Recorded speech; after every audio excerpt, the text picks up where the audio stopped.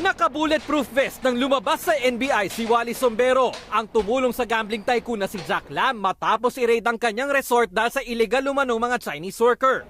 Ayon kay Sombero, nakatanggap na siya at ang kanyang abogado ng mga death threat dahil sa paglalantad niya ng korupsyon sa Bureau of Immigration. Pero napilitan na siya magsalita dahil sa manhunt na inanunsyo noon ng PNP. Yung death threats ko, almusal, tanghalian na po na. Alam mo naman ako, matagal ako sa serbisyo. Kasama na yan. Naambus na tayo. Wala na dapat patunayan. Kanina, formal nang nagreklamo si Sombero sa Ombudsman. November 24 nang mangyari ang raid sa Fontana.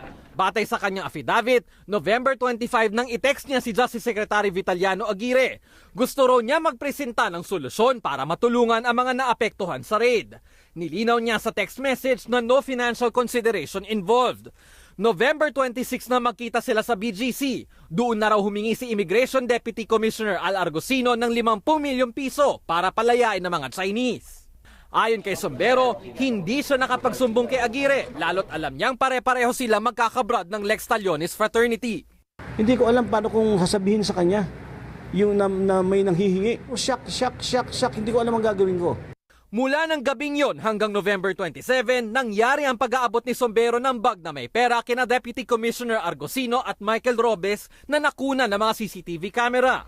Ayon kay Argosino, binawasan ni Sombero ng 2 milyon pesos ang laman ng bag. Pero sa bersyon ni Sombero, sila Argosino ang nagbigay sa kanya ng pera para pondohan ang mga abogadong tutulong sa mga hinuling Chinese. Nilagyan niya ako ng isang bag na hindi ko na binilang. Ito ang budget ng legal. Paglabag sa Anti-Graft and Corrupt Practices Act ang ikinaso niya laban sa dalawang opisyal. Hindi naman nagpakita si Immigration Intelligence Chief Charles Calima na ayon kay Argosino ay kasabwat ni Sombero sa panunuhol at humingi sa kanya ng 18 milyon pesos. Ayon sa kanyang abogado, sa Lunes na lang daw siya magpapaliwanag. Naglabas naman ng lookout bulletin order si Aguirre para kay Argosino, Robles, Calima, Sombero at Jack Lam. Nico Bawa, ABS-CBN News.